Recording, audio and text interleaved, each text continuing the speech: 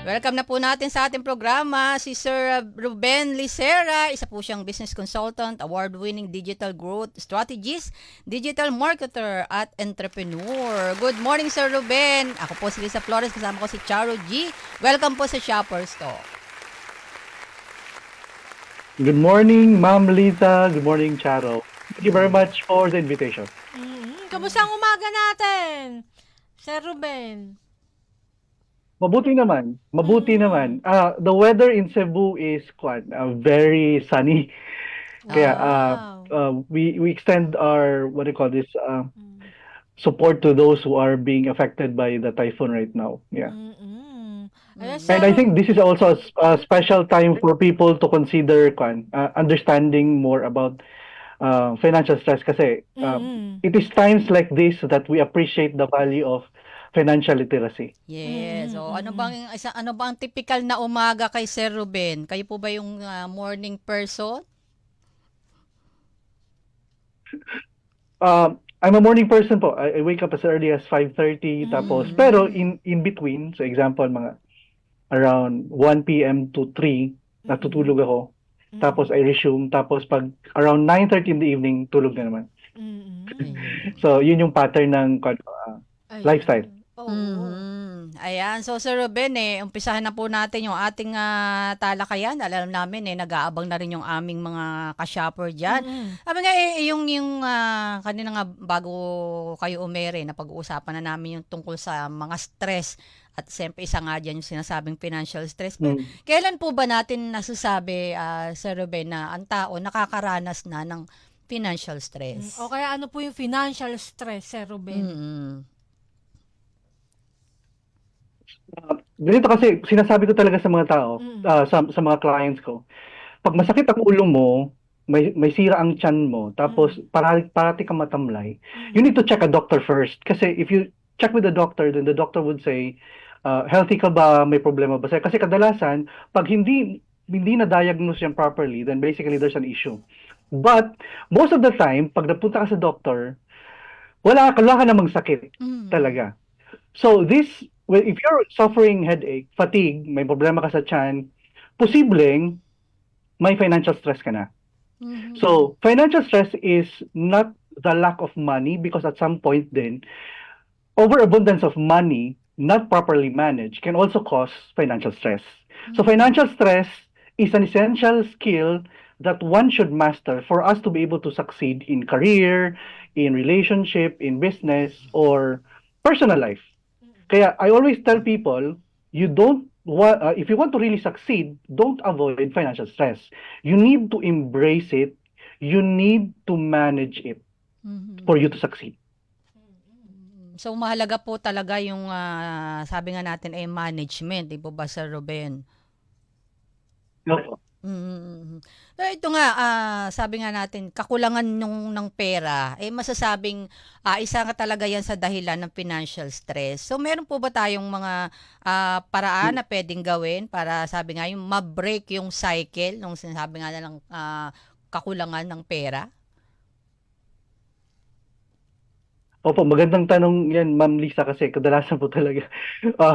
When I was starting my career, kaya naging advocate ako ng financial literacy kasi hindi naman kasi tinuturo to sa school di ba? We just Opo, yes. start to experience financial stress when we start to manage our own money, di ba? Tapos pag lumalaki yung money and then may hawak ang money ng iba, then you start to feel more the stress of it. That's why if we want to really succeed in managing financial stress, we need to understand how we're managing the finances that we have. And our tolerance to managing the money will determine how successful we are in managing financial stress. Pero ang reality po talaga, financial stress is caused by the lack of knowledge on financial literacy. Yun po talaga yan. Pag hindi mo alam paano mo gamitin yung pera, hindi mo alam kung paano patatakbuhin yung pera, yun yung kadalasang problema mo. So for you to be able to manage your financial stress, I would always ask, please learn to create a detailed budget of your money. How are you spending it? Kasi kadalasan din, kaya nauubusan tayo ng pera kasi tayo mismo, hindi natin na manage well yung finances natin. We're not able to track the source of our income. Second po, we don't save that much. I think it's a cultural thing na, di ba, pag may pera tayo, dahil stress ka sa perang hawak mo, gagawin mo, gagastusin mo para wala ka ng poproblemahin. Pero problema doon, wala ka ng pera, di ba? So that's why it should be a habit for us to be able to save consistently. And third, for us to, para hindi tayo maubusan ng pera, dapat maghanap tayo ng mga side hustle. It's not enough kung halimbawa, pag sinabi mo, ang sweldo ko kasi ganito lang. Yes, ang sweldo mo is your sweldo from the 8-hour job. But you still have around 2 to 4 hours that you can spend to get a side hustle. Or, if you're in a very dense area, like yung maraming mga tao, you can start always a business there na alam mo na mag-address ng kanilang problem. And this can provide you increased income. And also, yung kadalasang problema natin, pag walang pera, ang ginagawa natin, talaga immediately mangutang, which is a problem. Di ba? That's why we need to understand ano yung ginagastos natin, paano natin siya ginagastos para we don't overspend. Kasi kadalasang source ng utang natin because we spend so much kaysa sa income natin. And lastly, if may halimbawa, kadalasan kasi may nagtatanong po sa akin, Ma'am Lisa, tsaka Ma'am Charo, ano yung, para daw yumaman, anong unang gawin? I always suggest to them, if you have 5,000 pesos, if you have 1,000 pesos, learn financial literacy. Yun. Kasi maraming trainings naman eh. Ang problema na natin, we don't follow through. But if we're able to embrace that, then we have a lot of ways to earn money, manage money, and save money, or lastly, invest it to grow. Yun. So, if you do this, then you don't have a problem in generating money in the future. Yun. Ayan, Sir Ruben, maganda yung pinapaliwanag ninyo, di ba? Gaya ng mga nabanggit nyo, yung causes ng financial stress. So, hindi lang ito tumutukoy na kulang Kulang ang ang pera. pera mo, kundi yung lack of knowledge to manage. So, maganda yun, no?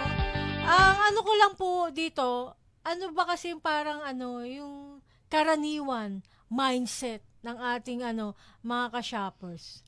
Particularly mga Pinoy, Oo, no? Mga Pinoy. Pinoy.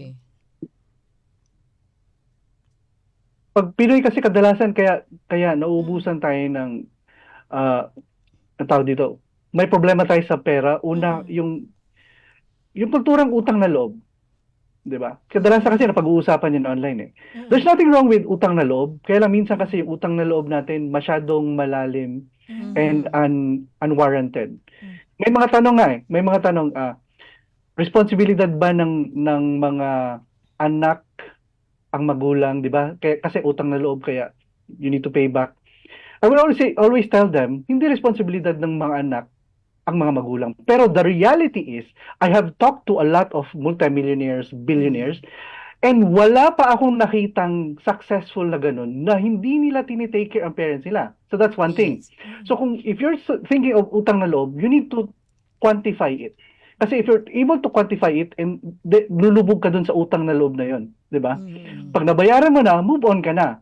Second, kaya po, yung isa pang attitude natin, yung mga one-day millionaires natin, di ba? Mga OFWs, pag-uwi, ang daming pera, gastos dito, gastos doon. Correct. Hindi po ibig sabihin na, ito na lang, para sa lahat ng mga kababayan natin, we need to understand, nagtatrabaho sila doon. Pag uwi nila dito, we should not parang feel na they are obligated to spend for us because kahit hindi natin sila pagastusin sa atin or they spend for us, marami po silang pinagagastusan. Marami silang anak na pinag-aaral, relatives na tinutulungan, di ba? Correct po. Pag uwi nila, pinapagastos pa natin sila, di ba? I think there's something that we need to fix on that attitude.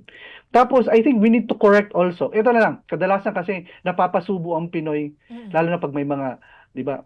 It's a cultural thing, di ba? May mga activities sa mga localities. Gagastos talaga. Hindi po talaga responsibility natin. Hindi din po 'yun nakasulat na responsibility natin that we should stage. Kung lang po 'yan, it's a cultural thing. There's no back information to that. Pero one thing that I would like to emphasize is that we need to carefully manage and see how we're spending. And that's it. Huwag po tayo magpapadala sa mga stress na ano sinasabi ng iba tungkol sa paggagastos natin because it's our thing. Any financial matter is a personal thing. That's why you need to embrace and manage it carefully. Yun lang.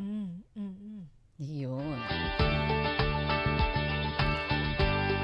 Sir Ruben, napag-usapan na nga natin, nabanggit yun at natalakan yun na yung lack of knowledge nga to manage yung pera mo is isa sa nagiging dahilan ng financial stress. So siguro po pwede rin nating masabi na yung mismanagement naman ay maaari rin pong maging dahilan ng para tayo ma-stress. Kasi kumbaga, namamanage natin, yun nga lang may mali. Kaya, kumbaga parang, kasi minsan naririnig natin sa iba na, nagbabudget naman ako, pero bakit parang hindi yata tama kasi nagkukulang pa rin o kaya merong mga importanteng bagay na hindi pa rin niya, sabi nga, nabibili. Ganun po.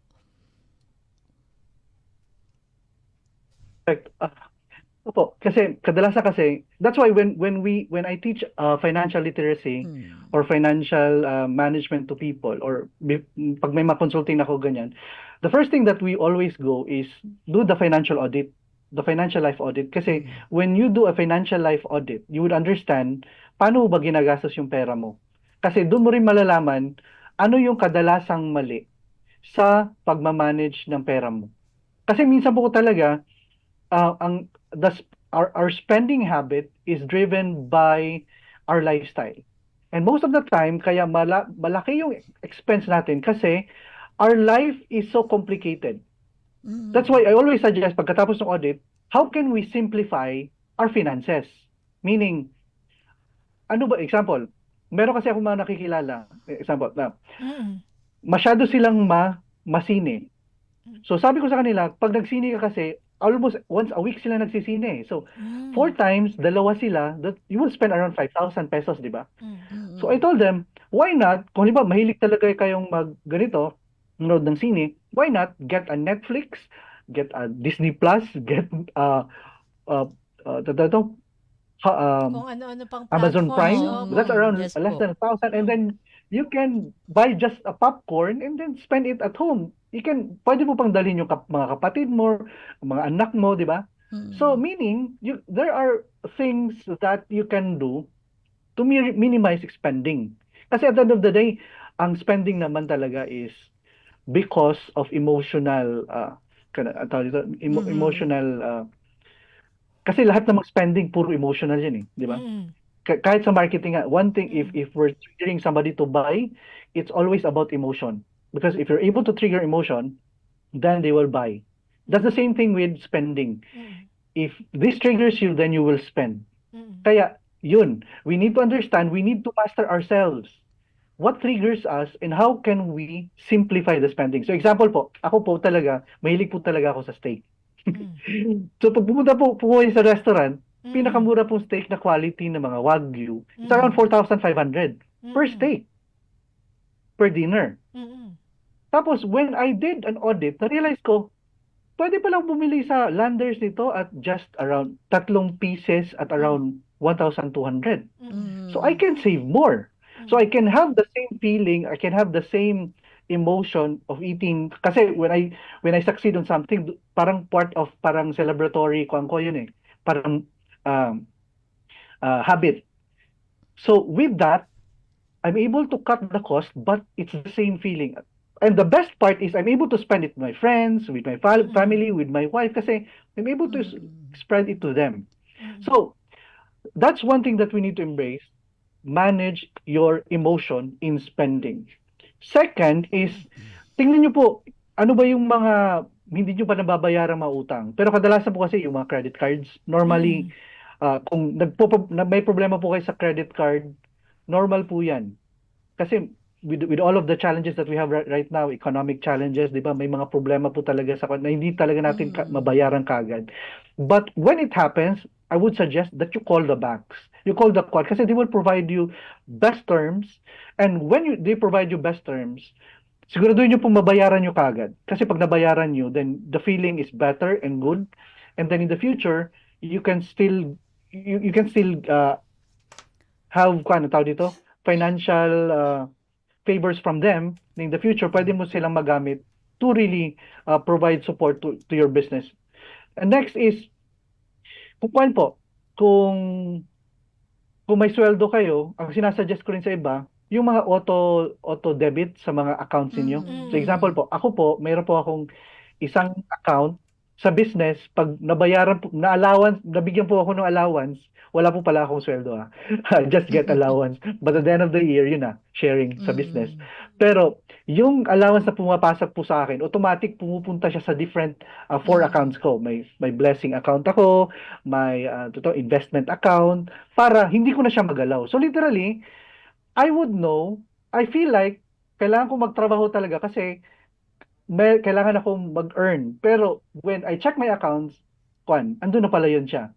The good thing with that is, alam mo na may pera ka, so hindi ka na magmamadali na, kung halimbawa may problema ka sa ganito, sa ganyan, you need to find a work immediately. Kasi kadalasan kaya we get lower paid jobs is because nagmamadali tayo maghanap ng trabaho. But if we have savings for about 6 months of worth of salary, then we don't need to go through that process, that emotional the roller coaster na kailangan ko na ng trabaho kasi wala na akong pera, di ba? Kasi meron ka palang savings. And then you have spread it to several accounts na hindi mo pwedeng magalaw kagad kasi you need to go to the bank. Kasi ang ginawa ko kasi, it's automatically debited pero it's in to call this a passbook. So, you need to go to the bank. So, masyado siyang hassle. So, instead na pupuntahan mo, okay, wag na lang kasi masyadong mahirap kunin. But the good thing with that is, hindi siya nagagalaw sa you have savings,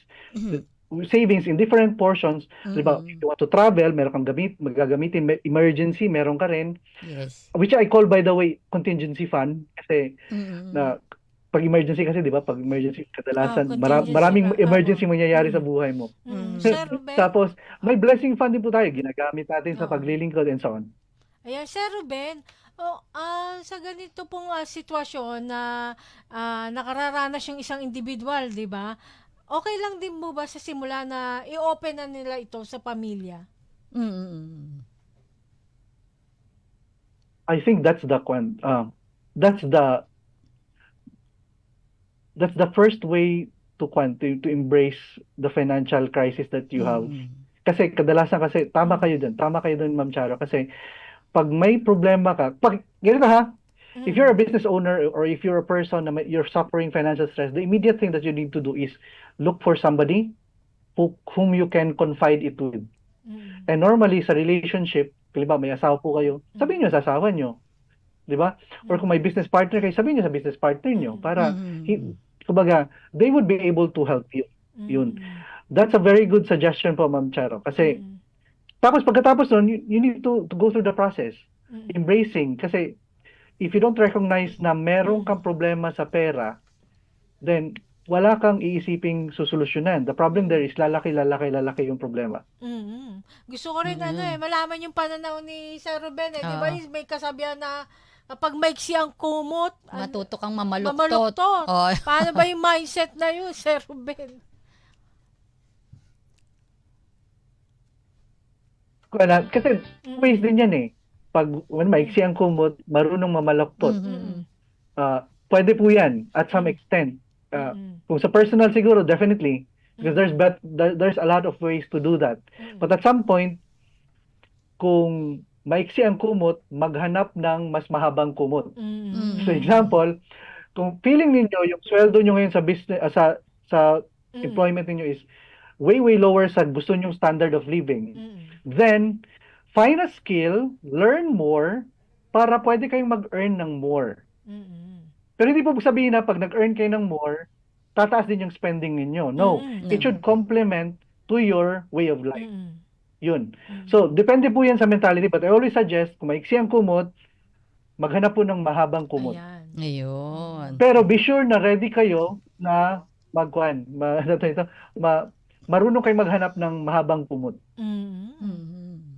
Ang dami natin natutuhan kay Sir Oo, Ruben. pero meron pa sana tayong itatanong, kaya lang ay kapusta tayo sa oras. So maraming Sir maraming Ruben, salamat may po, next Sir time pa Ruben. to, ha? Oo.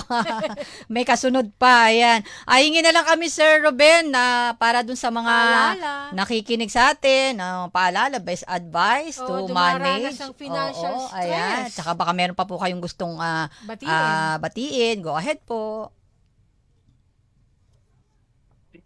Meron pa akong 8 steps lang po for you to be able to manage your financial stress. Number 1, kung halimbawa may stress po kayo, you need to create a detailed budget of how you're spending your money.